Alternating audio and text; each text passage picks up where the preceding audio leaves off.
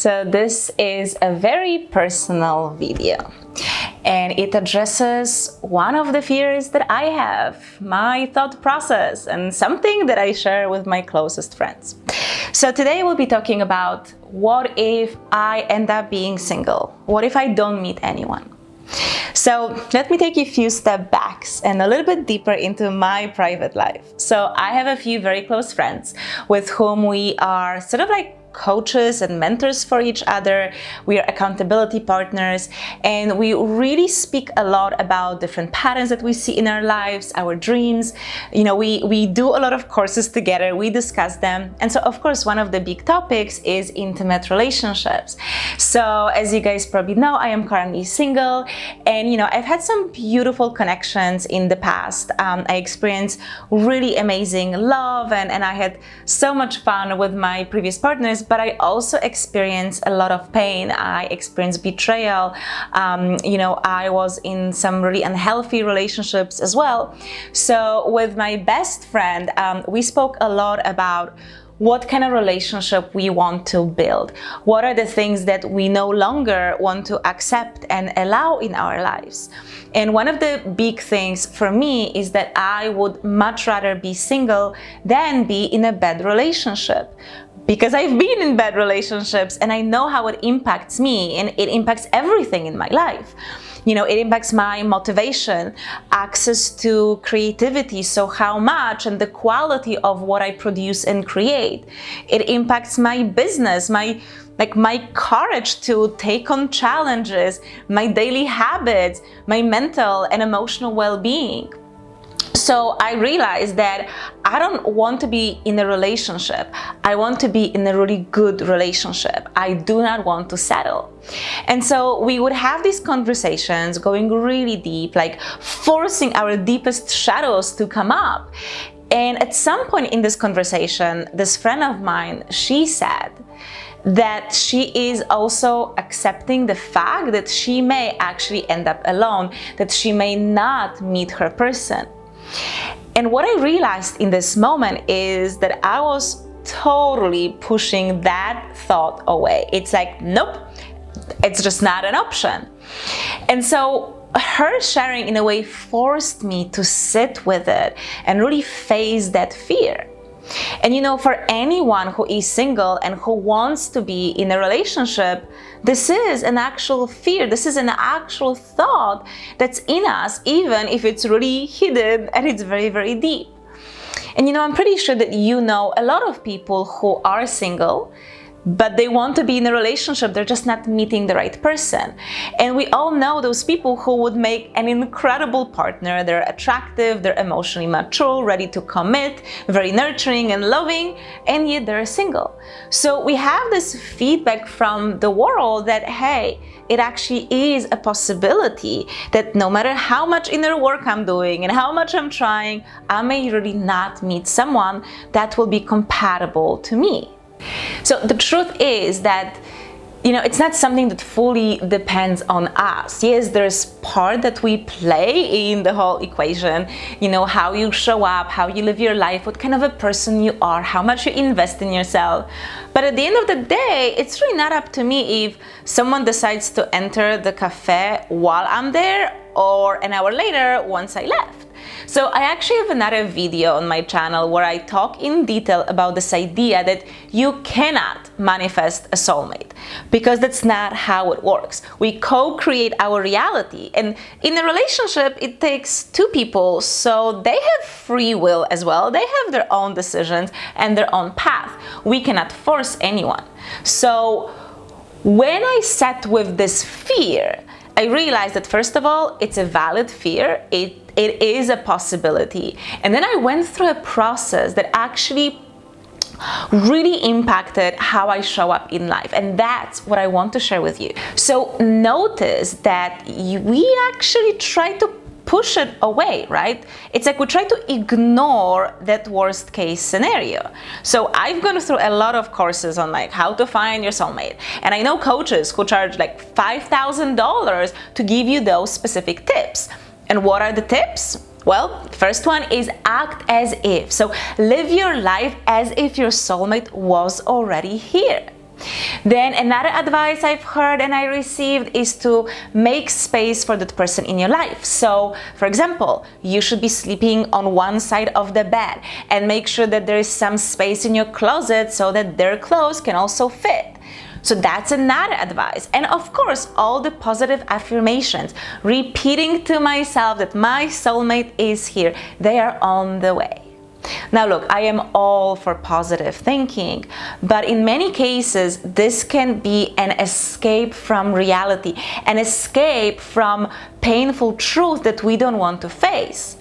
And as a consequence, it may actually stop us from living the most beautiful and happy life, and instead live in illusion. So over the last 2 years since my last breakup, I've been going through this process myself with my best friend, and then I also started taking some of my clients through this process as well, and I've seen incredible impact on the lives of all of these people.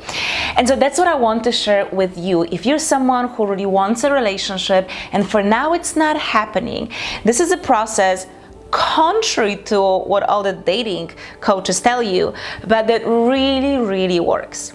So instead of pushing away that fear, here we face this. We face the fear and then we accept it. Now, by accept it, I don't mean you give up on your dream, you give up on your longing. I actually mean accept, meaning you're finding peace in the reality where that doesn't actually happen. And when you do this, when you face this fear, you actually become free. Because as long as we're trying to push this fear away, as long as we want to avoid it and only live in the reality where it has happened, even though it hasn't happened, then this fear is actually still controlling you. So we want to liberate ourselves from the fear. And when you fully face it, you realize that, hey, I didn't die, I survived, I'm still okay, and then this fear stops controlling you. So there are 3 steps in this process. Step number 1 is radical honesty.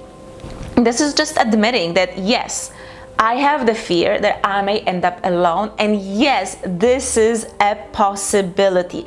Indeed, this may happen. So we are owning that this is a fact, this may happen. We're not trying to, sugarcoat it, we're not trying to find a silver lining. No, you're just owning that. One of my coaches would always say that our soul loves the truth. So when you bring truth into your reality, you can really work with it differently. So then we're moving to step number 2, and this is grieving yourself. So there's something you really want, you long for, and you're not getting this. Of course, you're going to be sad about this. So I want you to actually offer your own tears for yourself. We cry over so many things, but we hardly ever cry for ourselves. Cry for yourselves. Cry for the fact that you're not receiving what you deeply want. And this part, yes, it may be difficult, it may take some time, but once you've grieved yourself, not getting what you want, this is when you are able to take the 3rd step, and this is a constructive step.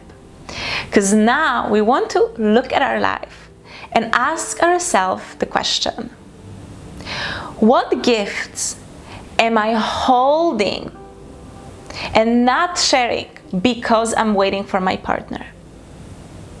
Where am I still waiting to do something for my partner? Once they show up, then I will do it. And if you truly accept the fact that this person may never show up in your life, how would you be living your life differently? So when I did this practice with my best friend, we both realized that there are actually aspects in our lives where we're holding back, because we would much rather have these experiences with our partner. So here we are owning, okay, in what way am I not living my life to the fullest because I'm waiting for this person to show up? Now, look, I'll be honest, there are certain benefits and certain needs and gifts you can only get from an intimate relationship. There's no other way. And so these are the aspects that we want to grieve. But then there are a lot of things we're getting from our intimate partner that we can also get from somewhere else. We can source it from within, from other people and other experiences. And that's where I want you to put your energy into. Focus on that. Focus on having the best life. Because just imagine, you're gonna be 80 or 90 and indeed you're single. And then you'll be looking back and thinking, there are all of these things that I wanted to do and I did it because I was waiting for my person to do it with. Now, of course, if this person shows up, it's amazing. Do it together, do it again. But don't hold back. You know, this is a really big thing for our generation because we are truly entitled. We were told when we were little that we can have whatever we want. We can be whatever we want. Why? Because we are worthy, because we are special. But the reality is that no one ever gets everything they want in life. It's just not how life works. But this is not what we were told as children. And so now, if I don't get something I want, well, my conclusion is that I am not worthy because I was told that I get to have anything I want because I deserve it. So if I am not getting this, it means at the end, I am not deserving, I'm not worthy of that. And so this is why our generation really struggles with depression and disempowerment, because we don't know how to deal with situations when we do not get what we want.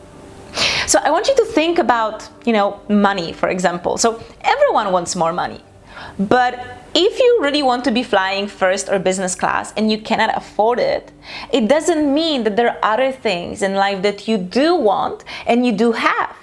And it doesn't mean that if you cannot fly business class that you cannot do anything else in life.